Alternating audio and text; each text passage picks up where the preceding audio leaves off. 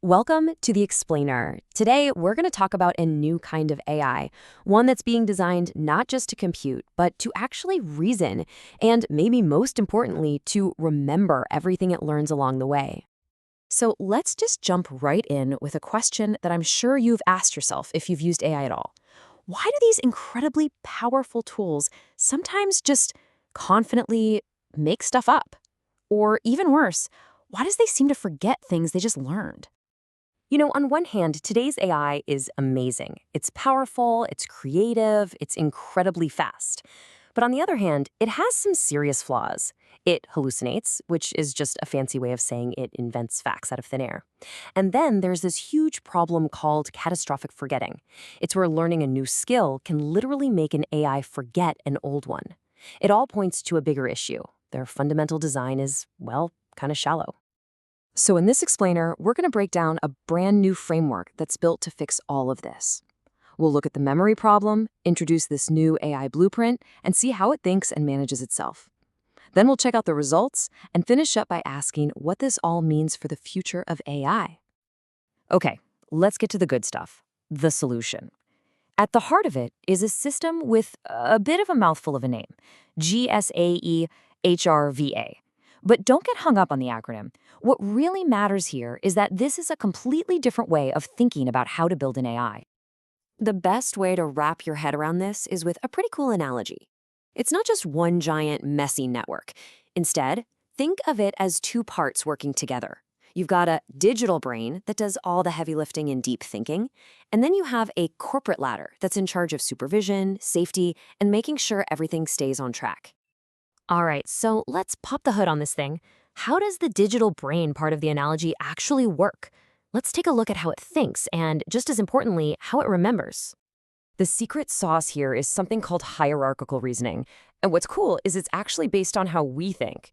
It uses two modes of thought. There's a fast system for crunching through immediate details, your gut reaction.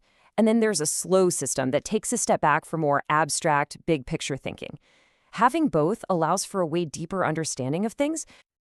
And this two-system approach is the key to its memory. So new info comes in and gets handled by the fast brain, kind of like our short-term memory. If that info is actually important, it gets passed up the chain to the slow system for long-term storage. But if it's not, the system just lets it fade away. It's a super efficient way to hold on to what matters. So how does it fight that whole catastrophic forgetting problem we mentioned earlier? Well, it's got this awesome three-part defense. First, it uses something called generative replay, which is kind of like dreaming. It makes up memories of old stuff to practice. Second, there's a shield called elastic weight consolidation that protects the most important knowledge from getting wiped. And third, cognitive replay acts like a smart study guide, figuring out which memories are the most crucial to review. Now, having a powerful brain is one thing, but you need some control, right? That is where the corporate ladder comes in. This is the AI's own built-in management team, a 5-level system designed to govern itself.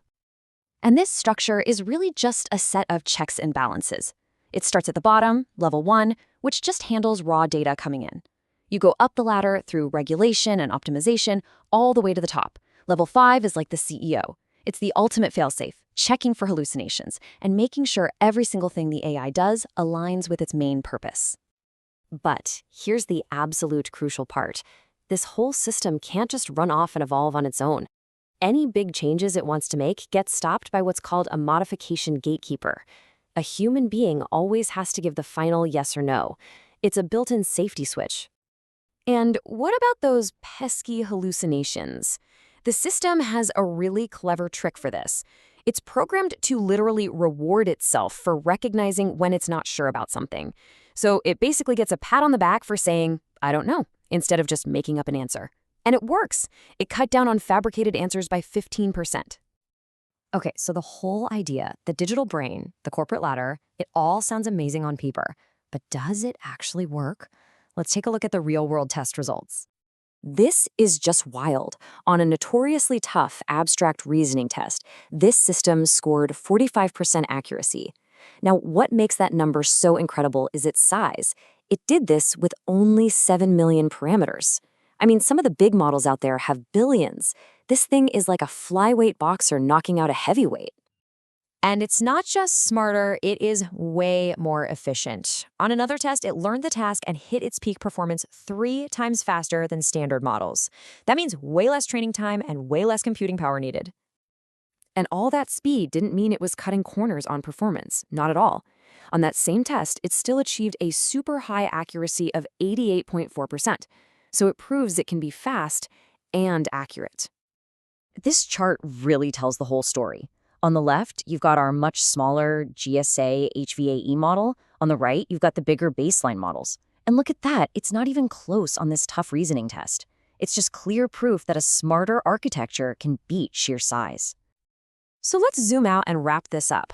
What does a whole new blueprint for AI like this really mean for the future? Why does it matter? Well, this isn't just some academic thought experiment. This framework is designed for huge real-world challenges. Think about bioengineering, where it could simulate something as complex as how cells regenerate, or robotics, powering machines that can truly understand their environment. This is a massive step towards AI that can learn new skills over its entire lifetime, kind of like we do. Which really brings us to this final big question. We're looking at an AI that can remember, that can reason, and can even govern itself, all with a human in the loop. If these kinds of systems can keep evolving safely, it really forces us to think about our own role, not just as their creators, but maybe as partners in whatever comes next.